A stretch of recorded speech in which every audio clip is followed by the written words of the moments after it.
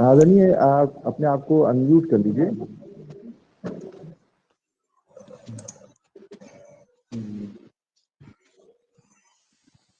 वागर्थाविव संपृक्तौ वागर्थ प्रतिपत्तये जगतः पितरौ वंदे पार्वती परमेश्वरौ। महात्मा गांधी अंतर्राष्ट्रीय विश्वविद्यालय वर्धा तथा विद्या श्रीनिवास। अब हमें ये इसमें तो कुछ करना ही नहीं है जो हम लगा। वाराणसी के संयुक्त तत्वावधान में परम पूज्य मनीषी आचार्य पंडित विद्यानिवास मिश्र जी की स्मृति में भारत में भाषा चिंतन की परंपराएं विषयक इस त्रिदिवसीय संगोष्ठी में उपस्थित समस्त विद्वज्जनों को मैं अपना प्रणाम निवेदित करता हूं। आज का जो त्रिदिवसीय संगोष्ठी का चतुर्थ सत्र है, उसका मुख्य विषय है काव्यशास्त्र में भाषा चिंतन। इसके अध्यक्ष हैं प्रोफेसर शशिभूषण पांडे जी। और अभी काव्यशास्त्र के क्षेत्र में आज नवीन प्रतिमानों के प्रतिष्ठापक आचार्य प्रोफेसर राधा वल्लभ त्रिपाठी जी का वक्तव्य हुआ। इसके बाद हमारे बीच प्रोफेसर श्याम सुंदर दुबे जी का वक्तव्य होगा। लाल बहादुर शास्त्री राष्ट्रीय संस्कृत विश्वविद्यालय के कुलपति माननीय प्रोफेसर रमेश कुमार पांडे जी का वक्तव्य होगा।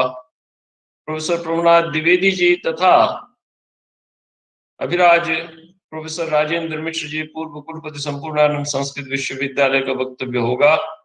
मैं इस सत्र के इन सभी विद्वानों के चरणों में अपना प्रणाम निवेदित करता हूं। मैं प्रणाम निवेदित करता हूं संपूर्ण आयोजन के सूत्रधार प्रोफेसर दयानिधि मिश्र जी को, जो श्री विद्यान्यास के संपूर्ण कर्ता धर्ता है, संयोजक श्री अवधेश कुमार जी को, तथा आज जो संचालन कर रहे हैं महात्मा गांधी अंतर्राष्ट्रीय विश्वविद्यालय से श्री हरीश अरोड़ा जी को।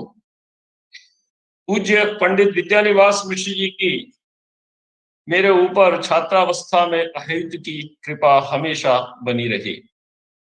जब भी मैं उनसे मिला, उन्होंने अध्ययन के प्रति एक नई दिशा, एक नई रुचि हमारे हृदय में उत्पन्न की।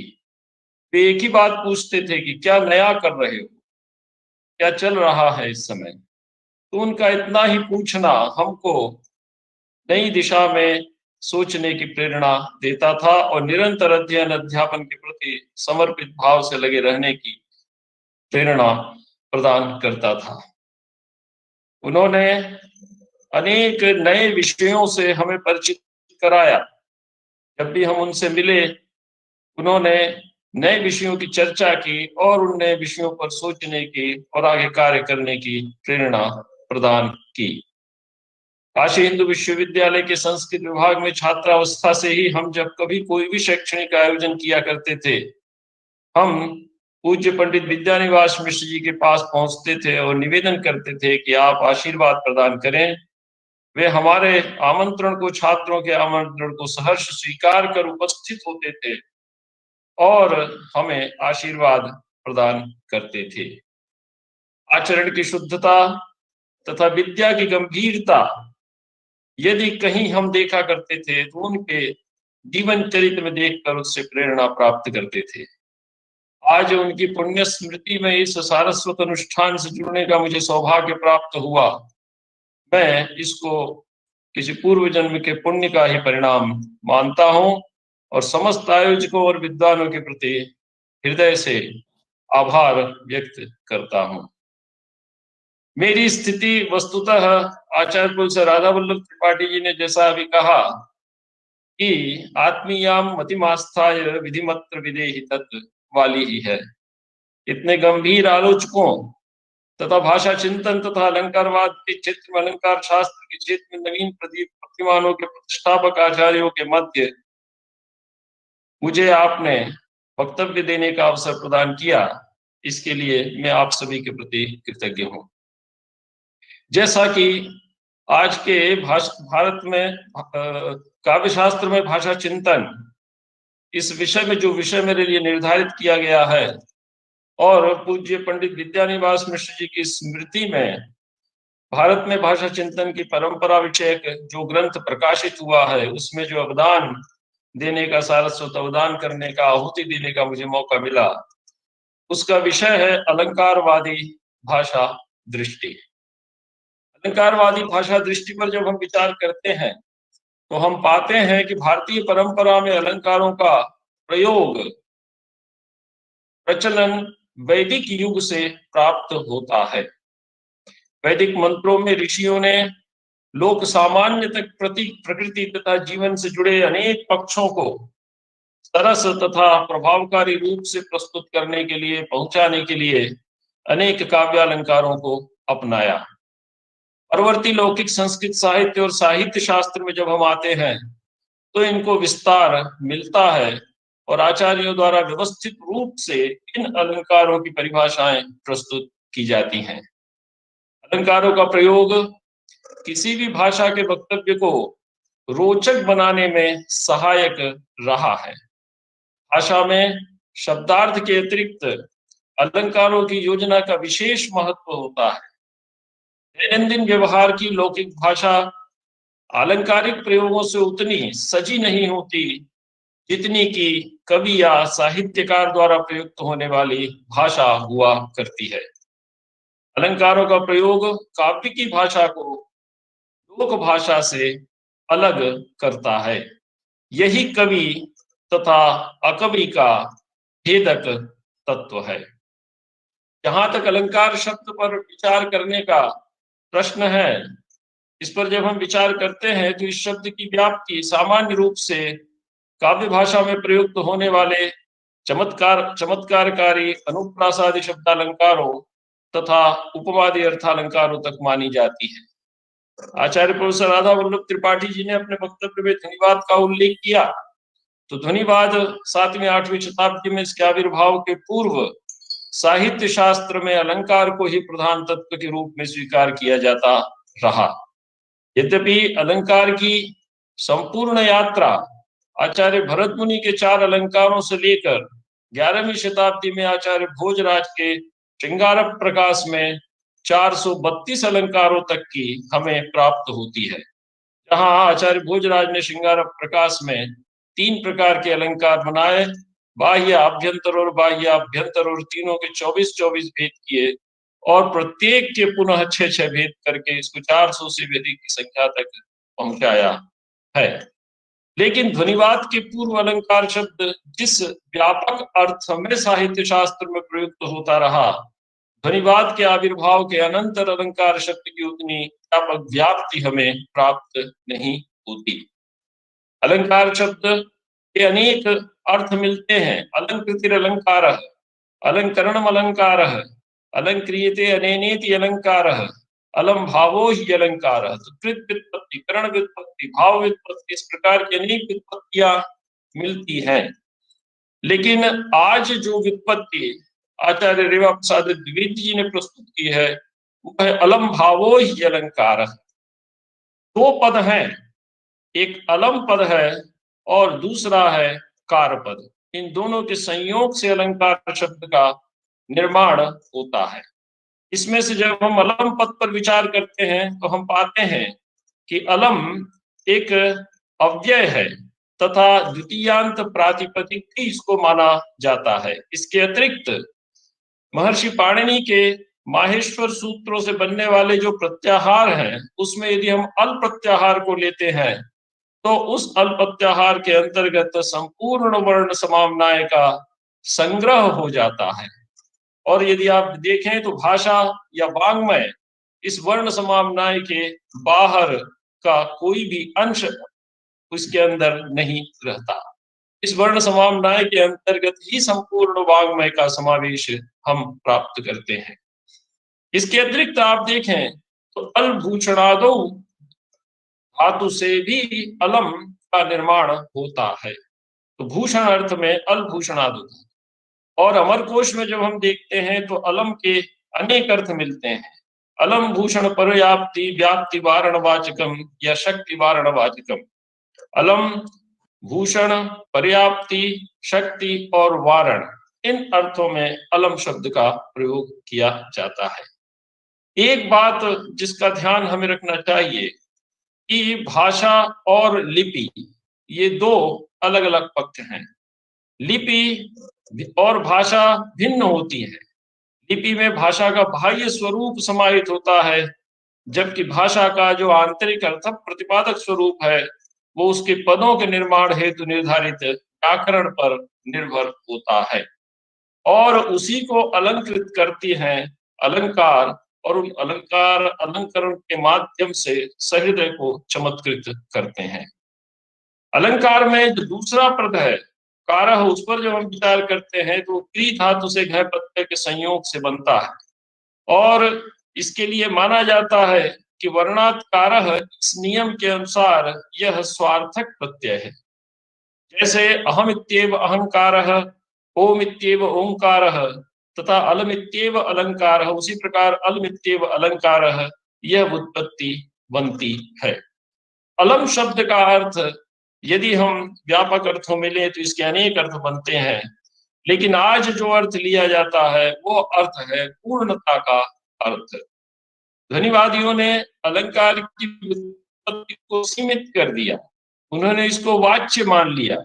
रूपकुर्वन्ति तं संतम, ये आचार्य मम्मट की पंक्ति है, और कहा कि हारादिवद अलंकाराः कटकादिवद अलंकाराः, और इसको बाह्य उपकरण के रूप में स्वीकार किया गया, इसको आंतरिक धर्म नहीं माना गया। जबकि ध्वनिवाद के पूर्ववर्ती आचार्यों ने अलंकार शब्द को एक व्यापक संज्ञा स्वीकार कर इसको समस्त काव्य धर्मों का प्रतिनिधि माना और अलम शब्द का अर्थ पर्याप्ति अर्थ में लिया।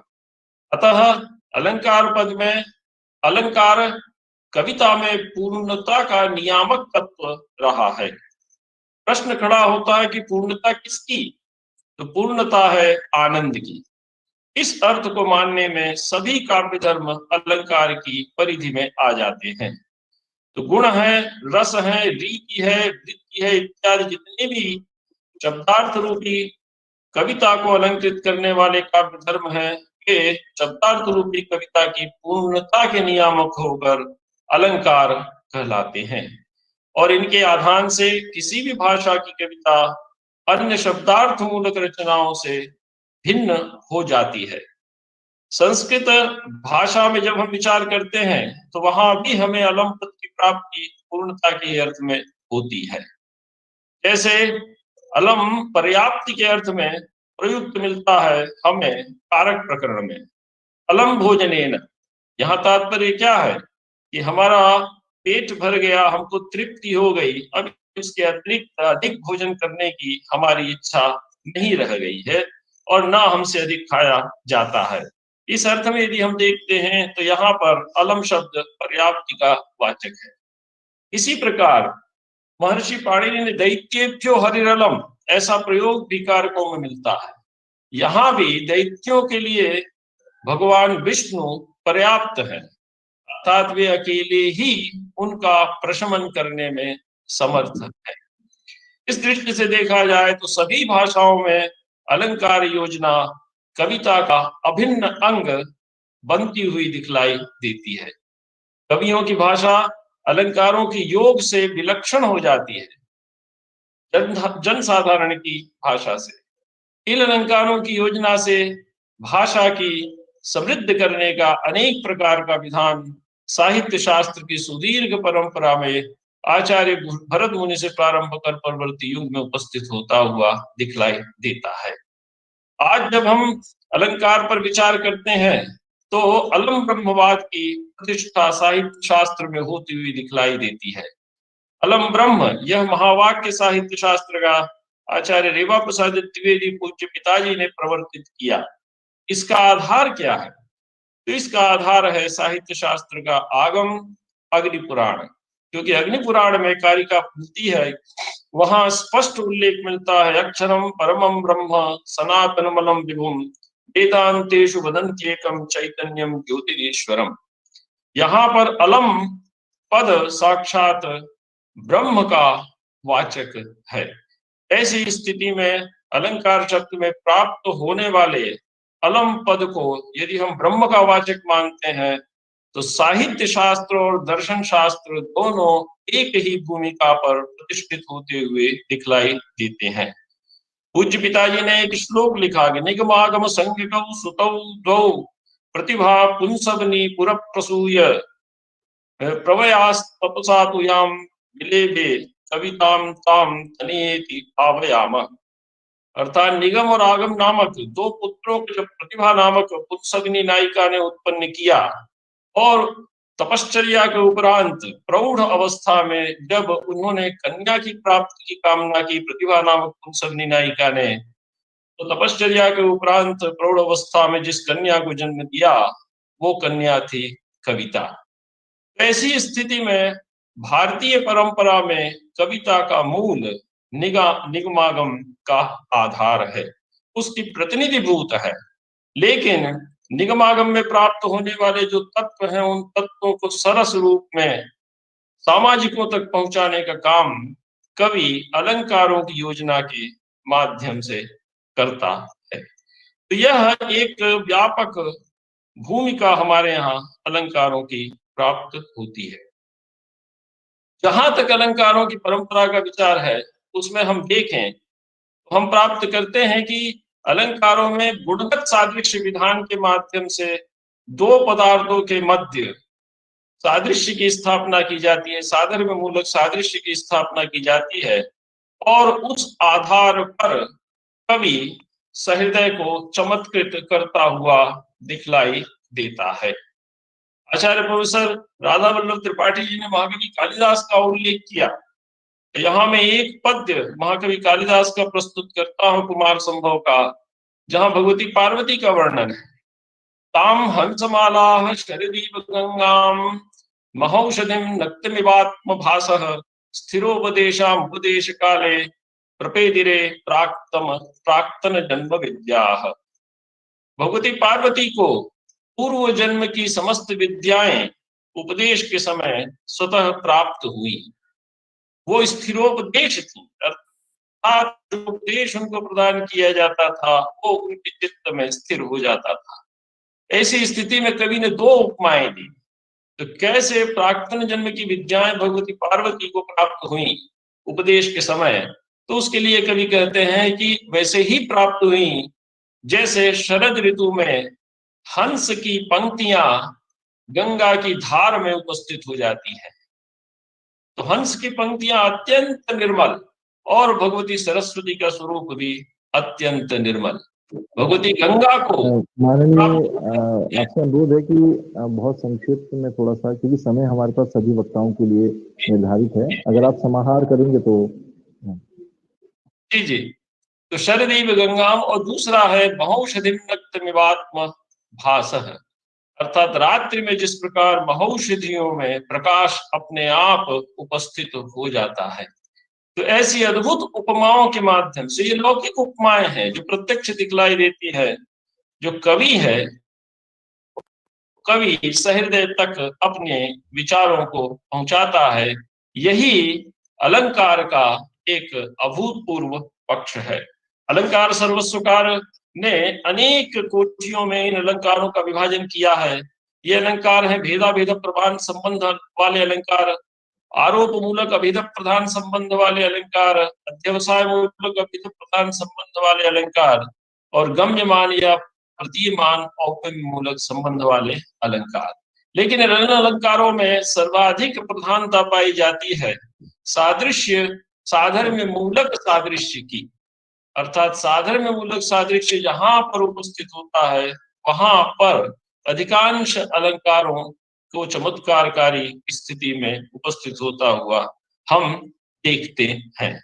तो इस साधर्म्य मूलक सादृश्य के आधार पर संस्कृत कविता में अनेक अलंकारों की रचना हुई और उन अलंकारों के माध्यम से संस्कृत कविता को कवियों ने चमत्कृत करने का प्रयास किया और वही परवर्ती अनेक कवियों और अनेक भाषाओं के कवियों के द्वारा अपनाई गई।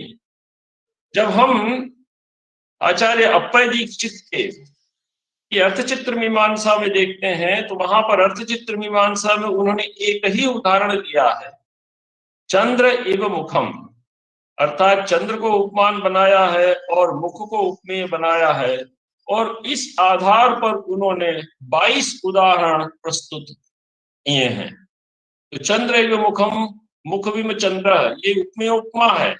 मुखम मुखमिव ये अनन्वय अलंकार है। मुखमिव चंद्र ये प्रतीप अलंकार है। चंद्रम दृष्ट्वा मुखम स्मरामि ये स्मरण अलंकार है। मुखमेव चंद्र ये रूपक अलंकार है। मुख चंद्रेण तापः शाम्यति ये परिणाम अलंकार है। किमिदं मुखमुताहो चंद्र ये संदेह अलंकार है।